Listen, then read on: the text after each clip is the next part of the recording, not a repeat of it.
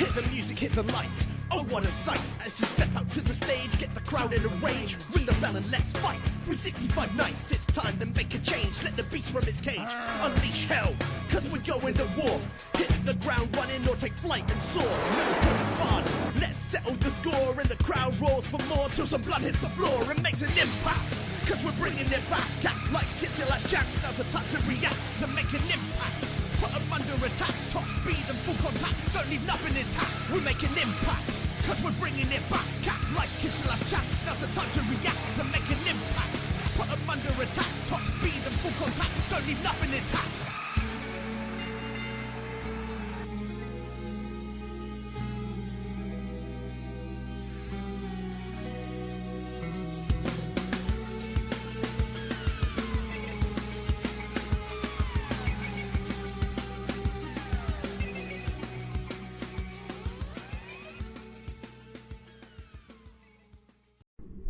Welcome to the best thing since sliced bread. Welcome to PPV.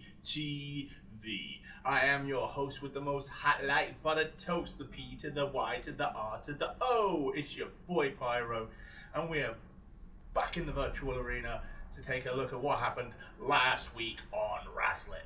So things are going to be a bit different this week. WrestleMania season's been and gone, and there ain't enough man hours in the week for me to watch and review all of the wrestling all the time. So we're going to focus on the wrestling that matters. This week, what matters is the events leading into Impact Wrestling's Rebellion pay-per-view and the event itself.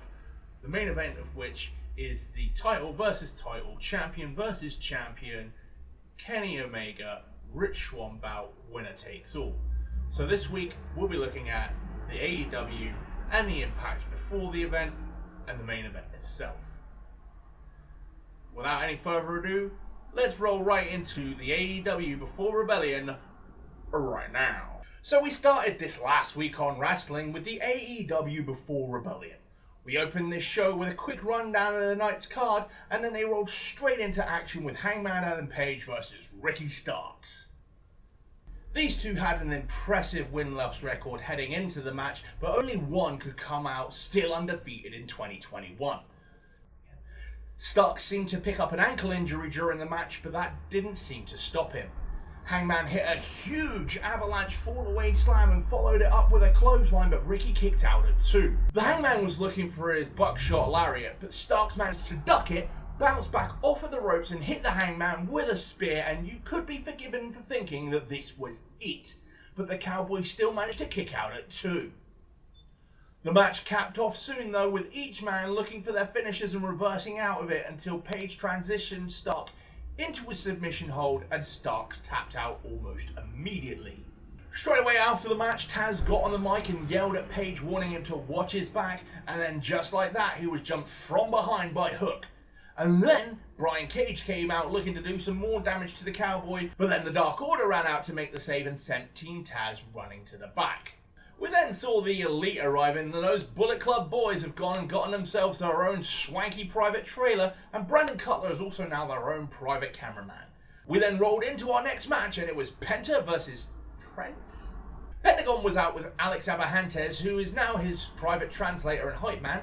I guess he's left the Dark Order then? I don't know if it's only me that feels this is a bit disjointed in its setup, but it's mildly entertaining, so let's go with it. Then out came Trent. Yes, apparently that is how you say his name now. You have to pronounce the question mark because reasons. Penta was in control early on and had Trent in position to set up for a package pile driver. But Penta being Penta, he just had to peel off his gloves and posture and do his whole Zero Miedo shtick. And that just allowed Trent the time he needed to escape the hold. Pentagon hit Trent with a rebound destroyer which looked sick, but it took a lot out of both men. Later, Trent went for a pile driver on the apron, but Penta held onto the bottom rope, so he didn't take all of it. The two recovered, and Trent hit a big spear on the outside, but before Trent could capitalize, Alex popped up on the mic and told Trent that Penta says Trent's Mama Sue sucks. Now our Trent didn't take too kindly to that and chased Alex into the ring, who didn't see that Orange Cassidy had snuck in behind him to help Trent, but Cassidy didn't notice that Penta had snuck in behind him, and visually this all just played out beautifully. Pentagon kicked Cassidy in the back of the head. As the ref was checking orange, Trent went after Penta but got blindsided by a microphone to the face from Alex. Pentagon then hit his package pile driver and pinned Trent. 1, 2, 3 to pick up the win. Yeah, Pentagon's your winner. We then had JR's interview with the Pinnacle. They talked about the ongoing issues between the Inner Circle and the Pinnacle and about Jericho's immortal promo from the previous Dynamite. Wardlow said Jericho should be afraid of him and MJF has got a new silky scarf. And then Maxwell dropped a promo of his own saying that the Pinnacle would destroy the Inner Circle at Blood and Guts on May 5th and that MGM was taking Chris Jericho's spot. We then got a solid video package and an equally solid match for the AEW Women's Championship between Ty Conti and Hikaru Shida. Ty was out first, backed by the Dark Order. Then out came the champ, who had been holding that strap for 333 days and is currently the longest running champion in AEW history. Both of these women are excellent and proficient strikers and each would get to show these skills during this quality title bout. The two played a great submission game too. Ty Conti got in some sick kicks in the corner and followed up with a senton to a prone Shida laying across the top rope but only got a 2. Hikaru showed off a bit of a mean streak in this match, most notably when she hit Ty with the Witch's Shot and just dropped her spine first onto the top turnbuckle. Ty came back with a Ty KO for a close 2, but once Shida hit her katana knee, it was 1, 2, 3, and still. As the champ was celebrating, Britt Baker came out to reveal the new women's rankings with her now as the new #1 contender. Circle were out next and Chris Jericho cut a promo on the Pinnacle and sang a show tune about MGF and how he's a tool. Jericho went on to say that next week the Inner Circle and the Pinnacle would have themselves a good old-fashioned parlay and that at Blood and Guts the worst was yet to come. When we came back from the break, it was time for a one-on-one match between Billy Gunn and QT Marshall.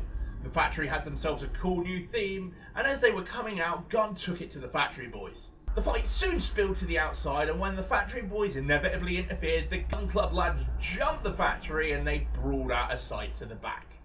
After the madness, QT hit a pile driver, but Billy kicked out at 2. Anthony Ogogo then came out whilst the ref was distracted and hit Gunn with a gut punch.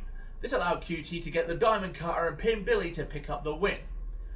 Ogogo then went under the ring and pulled out a wooden chair, but before QT could smash it on Billy, out came Dustin with a bull rope to make the save. Dustin sent QT running, but then Ogogo stepped up to the natural. Camarato tried to get a cheap shot in on Dustin from behind, but the veteran avoided it and smashed the chair on the big man's head, but it just pissed him off.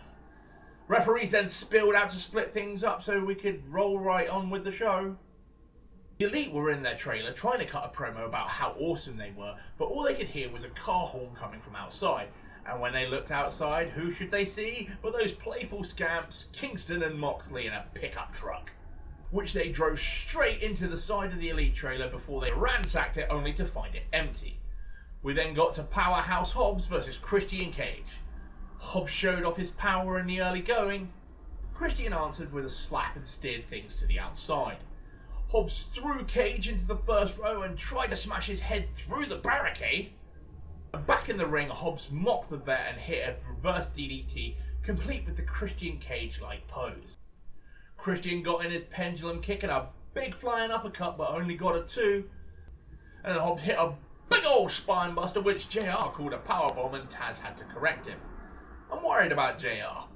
Hobbs got Christian up on his shoulders for the big running power slam, but again he postured too long and Christian used his experience to slip out the back, hit the kill switch and to get the pin and the win. Ricky Starks head out to check on Hobbs as the veteran left and the two shared a stare down. I guess they'll be having a match next. We then got a quick look at next week's card and took a look at Jade Cargill, who knows that AEW's managers all looking to sign her. And then we rolled into our main event, the TV title was on the line between Jungle Boy and Darby Allin. This match started off oddly technically proficient, but once the fist started flying, Jungle Boy almost folded Darby Allin in half with one of his shots. Darby hit an over-the-top stunner, and Jungle Boy fired back with some big dives to the outside, but not to be outdone, Darby hit Jungle Boy with a coffin drop on the apron. The two almost got counted out, but Darby rolled in first and Jungle Boy got back in at 9 with a little help from Luchasaurus. Sting wasn't happy about that though and exchanged words with the Dino Man, and then the two fought to the back. Back in the ring, Jungle Boy got Darby in the snare trap, but the champ managed to get to the ropes and break the hold. Darby then got in his last supper pin and retained his title, but before he could celebrate, Ethan Page and Scorpio Sky ran out to ruin things and beat up both champ and challenger. Lance Archer then came out to attempt to make the save, but Sky and Page just kicked him in the ding-ding. Sting eventually came back out with his baseball bat to clear the ring, and Dynamite went off the air with the Icon staring down the faces of the Revolution. But how did we, the wrestling fans, do against this week's AEW Dynamite? It's a close call, but I'd say we just about sneaked in the win in the 1-2-3 here. It was a quality card. It could have mentioned Rebellion a bit more, but what we got was good. The main event was great as always, and Darby Allin has been putting on classic matches for the last few weeks, and I'm excited to see what he does next. But with that, we roll from Dynamite into the Impact Before Rebellion, so let's get into that right now. And so with Dynamite behind us, we roll right into the Impact Before Rebellion and the go-home show before the big pay-per-view. So as I say, it's the go-home show for Rebellion, and we opened with the Elite Good Brothers in tag team action against Decay, with Black Taurus and Crazy Steve. Black Taurus was giving it some till he attacked the wrong guy. The Good Brothers soon hit the Magic Killer on Crazy Steve and pinned him to pick up the 1, 2, 3 and the win for the Biz Clears, and that's just too sweet.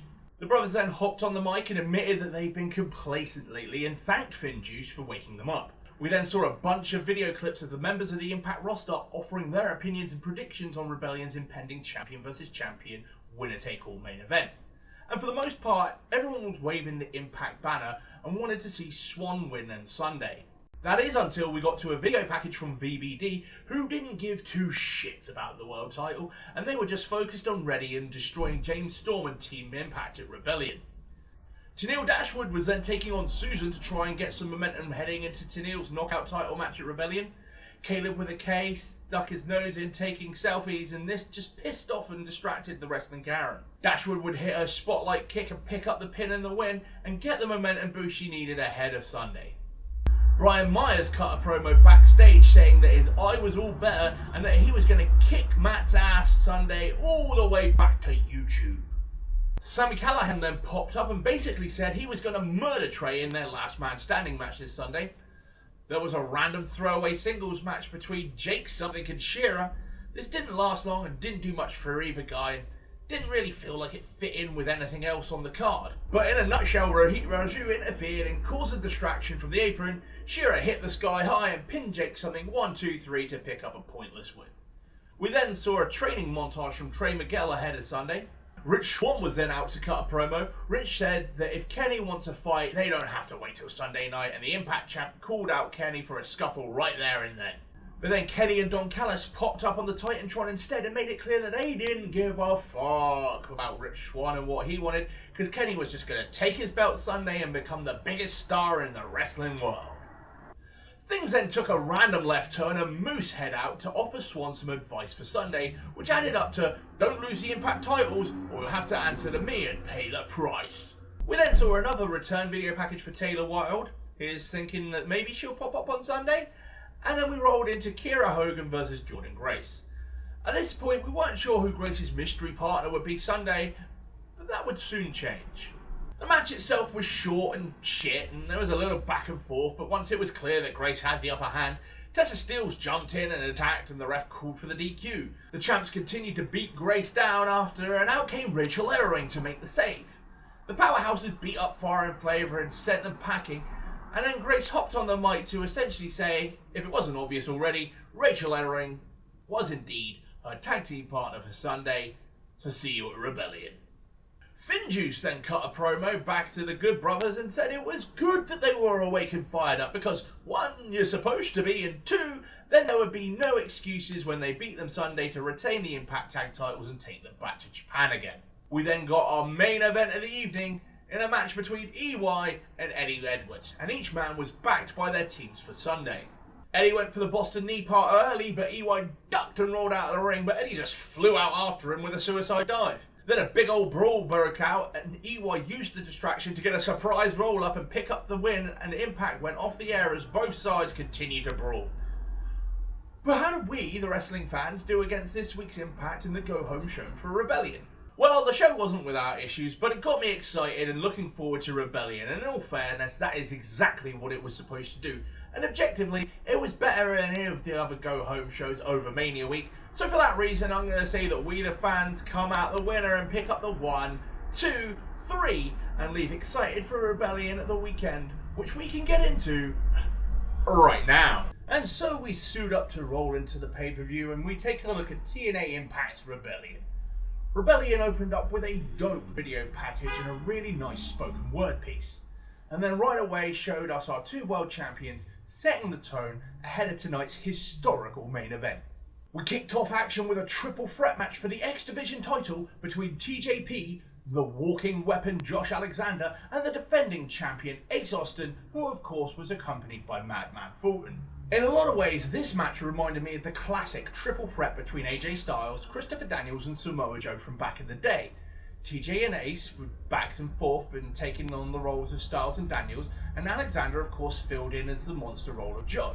These men stringed moves together beautifully, sometimes against each other, sometimes tandem offense against 2 men at once. Ace Austin went for his ace up the sleeve, but the ref caught him and confiscated it. Josh Alexander hit this mad one-man Tower of Doom suplex on TJP, as well as a side suplex on Ace Austin. It was a sight to behold. There was a human centipede of pain when everyone tied everyone else up in submission holds. And the weird thing with the sound of this match, between the ref's mics being way too loud and then piped-in crowd sounds were too loud, but the rest of the match was solid. At the top of the match though, it was Josh Alexander who got in divine intervention and pinned Ace Austin 1, 2, 3 in the center of the ring to become your new X Division champion. We then got a promo from EY and Violent by Design. Kinda, Eric was talking to someone off screen that would be taking his place in the match as he had become injured. And then we got right into VBD versus Team. The Cowboy James Storm was out first, followed by Chris Sabin, Eddie Edwards, and then the Mac. And Team Impact, as the announcers team called them, stood together in the ring and watched as VBD made their way out. And injured and unable to compete, EY led out Rhino, Dina, and Joe Doring, and then out came W. Morrissey, aka WWE's Big Cass. He's 7 feet tall, and you can't teach that. The early stages of this match were a feeling out process by both teams, no one really getting the upper hand until Dina tagged in Morrissey. Morrissey just absorbed rights from the Cowboy like they were nothing, and then booted him off the top rope before taking it to all of the members of Team Impact and knocking them off the apron. BBD then cut off the Cowboy and beat him down, and Joe Doring absolutely ran through him. Storm tagged in the Mac, and Willie took it to Dina. Sabin and Edwards wiped out Doring with an aerial assault, and Team Impact took it to Rhino and Dina, but after Storm capped off a combo with a big elbow drop, Morrissey shut that shiz down. Sabin superplexed Dina down onto the outside on top of everybody, and everybody down. Mac hit a stunner on Doring, but then in came Morrissey. He dropped Mac with a huge big boot and an East River crossing, and pinned him to pick up the win for VBD in his debut. We then had Brian Myers versus Matt Cardona next in a grudge match between old friends turned bitter rivals. These two went back and forth. The match spilled outside, and Cardona's hit Myers with a radio silence on the ramp, but you can't win on the outside, you silly boy, so Matt rolled Brian back into the ring and Myers just rolled back out. Myers hit a huge spear on the outside and rolled Matt back in, following with a top rope elbow, but Cardona kicked out at 2.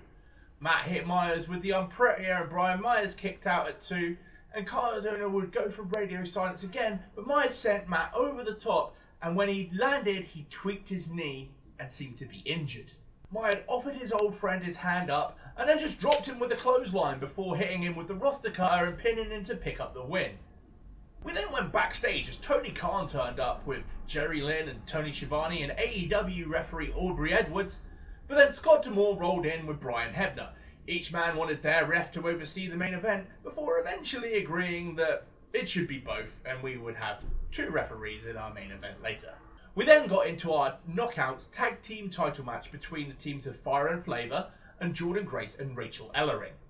The challengers were accompanied to the ring by Jazz, who seems to have applied for a manager's license, and it'll be nice to see these 3 working together as things roll forwards. Ellering showed off some power early, but then the champs isolated Jordynne for a while.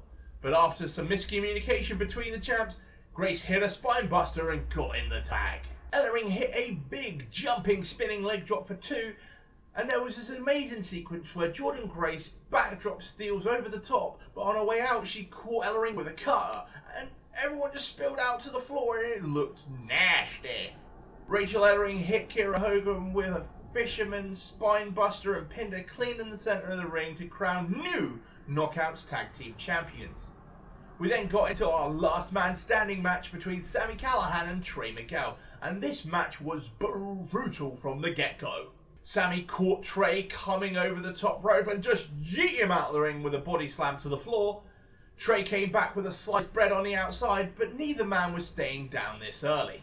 Trey went for a suicide dive on Sami, but Sami moved out of the way, allowing Miguel to just fly headfirst straight into the barricade, but he did manage to get himself back up by 8. Sami tried to run Trey over with a road case, but Trey moved out of the way, but then Sami Callihan just pop-up powerbombed him on top of it anyway. Sami tried to force-feed Trey a wrench before piling chairs up in the ring and throwing one right in Trey's face for good measure. Sami then body slammed Trey into the legs of an upside-down table, which just looked grim. Sami would later hit a pile driver from the top rope onto a table below, but the table didn't break.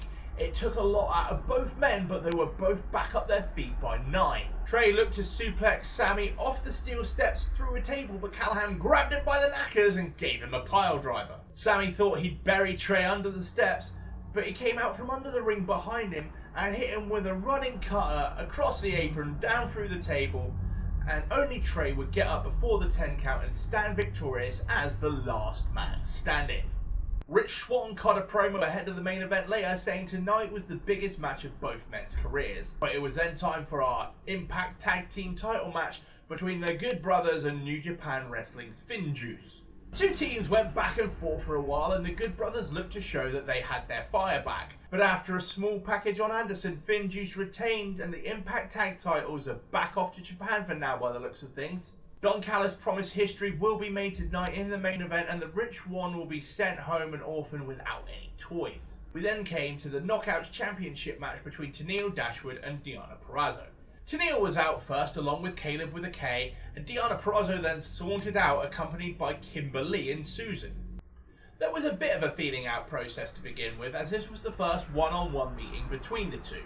Purrazzo went to work the arms early because that's what she do, but Dashwood got it into the ropes. Deonna got in a gory special, really folding the arms back in on themselves, and Dashwood would get a tarantula and then come off the top rope with a crossbody, but the challenger only got herself a 2 count. Dashwood then got Purrazzo in a Muta lock, but then Kimber and Susan distracted the ref. Caleb with a K wasn't too happy about the wrestling Karens getting involved and took things to them. Dashwood got the spotlight kick, but again Susan and Kimberly made sure Tenille didn't get the 3 count. The champ hit the Queen's Gambit and pinned Dashwood to retain.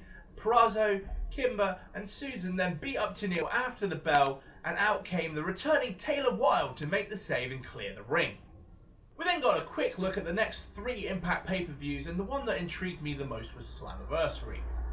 I think I saw a little Samoa Joe in that promo package. Hopefully he comes back home, and who knows, maybe the main event at Slammiversary could be Samoa Joe, the returning hero, versus Kenny Omega. But that's July, and now it's time for our history-making main event. 2 companies champions, both world titles on the line. TNA Impact World Wrestling Heavyweight Champion Rich Swann versus AEW World Champion Kenny "By God" Omega. Winner takes all. Mauro Ranallo joined Matt Striker and D'Lo Brown on commentary for this match, and man, it was good to hear that man's voice calling wrestling again. The Invisible Hand Don Callis was out first ahead of AEW Champion Kenny Omega, who was joined by the Good Brothers.